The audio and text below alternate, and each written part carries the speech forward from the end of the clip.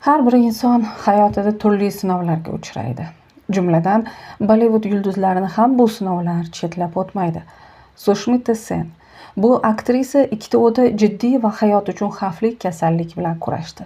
Uning boshidan kechirganlari iroda kuchi va o'lim bilan yuzma-yuz kelib g'olib chiqish haqidagi haqiqiy dramaga aylandi desak ham bo'ladi. 2014-yilda Sushmitada kam uchraydigan va surunkali xastalik Edison kasalligi aniqlandi. Bu buyrak usti bezlarining yetarlicha gormon ishlab chiqarmasligi natijasida kelib chiqadi. Aktrisa doimiy charchoq, ko'ngil aynishi va zaiflikdan qiynaldi. U bir necha yil davomida steroidlar qabul qilishga majbur bo'ldi. Bu esa uning tashqi ko'rinishiga va albatta ruhiyatiga salbiy ta'sir ko'rsatdi. Lekin u taslim bo'lmadi. Maxsus parhez, nanchaku, jang san'ati va meditatsiya yordamida tanasini yana qayta tikladi. 2019-yilda shifokorlar uning tanasi yana gormon ishlab chiqarishni boshlaganini aytishganda, bu tibbiyotda kam uchraydigan mo'jiza sifatida qabul qilindi. 2023-yil fevral oyida Arya serialining 3-mavsumini suratga olish paytida Sushmita kutilmaganda yurak xurujini, infarktni boshdan kechirdi. Uning yurak arteriyalaridan biri 95% ga yopilib qolgan edi. Aktrisaga zudlik bilan angioplastika amaliyoti o'tkazildi va stent qo'yildi.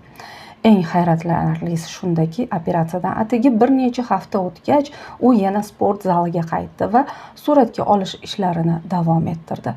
U o'z muxlislariga "Yuragingizni ehtiyot qiling, u juda katta va mehribon, lekin uning ham chegarasi bor" deb murojaat qildi. Sushmita Sen hozir 50 yoshda va u har qachongidan ham faol. Uning salomatlik borasidagi asosiy shiori ana shunday. U har doim sog'lom ko'ringan insonlarda ham ichki muammolar bo'lishi mumkinligini ta'kidlaydi. Kasallikni yengishda miyaning kuchi muhim ekanligiga ishonadi. Uning uchun mashg'ulotlar bu shunchaki chiroyli qomat emas, balki tirik qolish vositasi hamdir.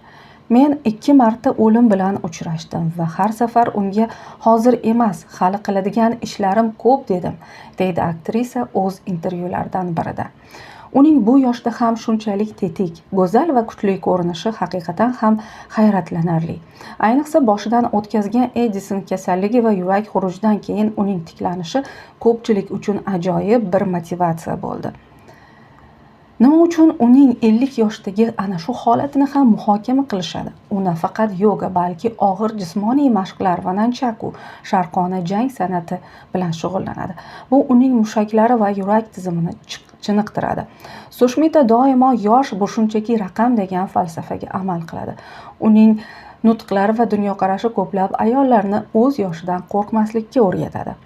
Ko'pchilik aktrisalar 50 yoshga yaqinlashganda ekranlardan chetlasha boshlasa, Sushmita aksincha Arya va Tali kabi juda kuchli va murakkab rollar bilan karyerasini yangi bosqichga olib chiqa oldi.